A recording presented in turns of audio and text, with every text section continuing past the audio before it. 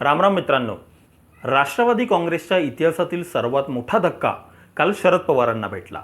केंद्रीय निवडणूक आयोगाने अजित पवार गटाला अधिकृत पक्ष म्हणून मान्यता देत राष्ट्रवादी काँग्रेस हे नाव व घड्याळ हे चिन्ह अजित पवारांच्या गटाला दिलं।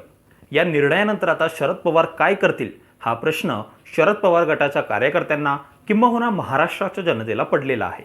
याच प्रश्नाचं उत्तर आपण या व्हिडिओच्या माध्यमातून बघणार आहोत।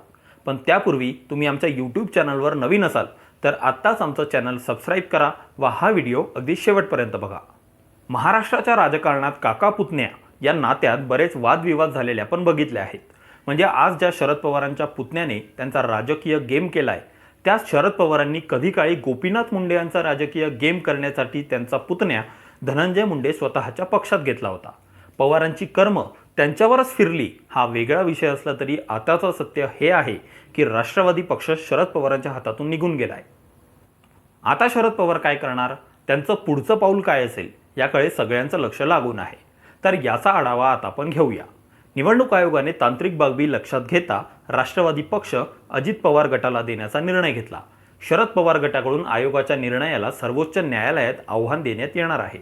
परंतु या प्रकरणाचा निर्णय यायला आणखी काही महिने किंवा वर्ष लागू शकतात अशी दाट शक्यता आहे।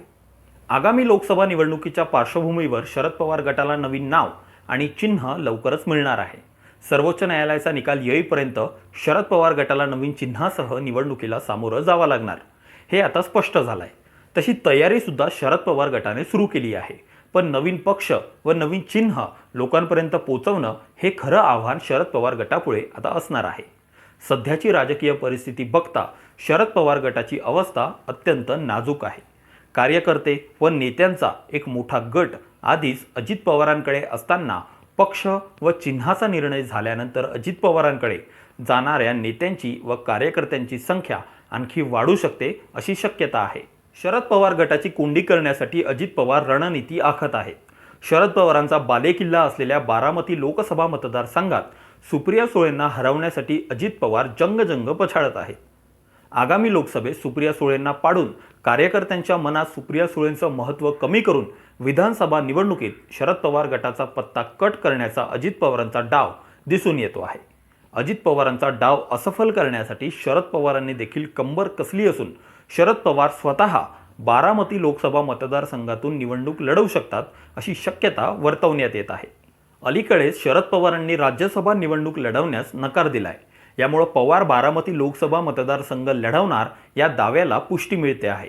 कायदा व जनता या दोन आघाड्यांवर शरद पवारांना यावेळी लढावं लागणार आहे। लोकसभा निवडणुका जवळ बघून अजित पवारांनी पक्षात बंड केलं होतं, त्यामुळे शरद पवारांच्या अडचणी वाढल्या होत्या। आता निवडणूक आयोगाने ऐन निवडणुकीच्या तोंडावर राष्ट्रवादी काँग्रेस अजित पवारांना दिल्याने शरद पवारांना चांगलाच झटका बसलाय। या सर्व घडामोडींमध्ये शरद पवार गटाची चांगलीच कोंडी झाली असून ही कोंडी शरद पवार कशी फोडणार याकडे अवघ्या देशाचं लक्ष लागून असणार आहे। या संपूर्ण घटनाक्रमाबद्दल तुम्हाला काय वाटतं? शरद पवार अजित पवारांना मात देऊ शकतील का हे आम्हाला कमेंटमध्ये नक्की सांगा। असेच माहितीपर व्हिडिओ बघण्यासाठी आत्ताच आमच्या YouTube चॅनलला सबस्क्राइब करा व या व्हिडिओला लाईक करायला विसरू नका। धन्यवाद।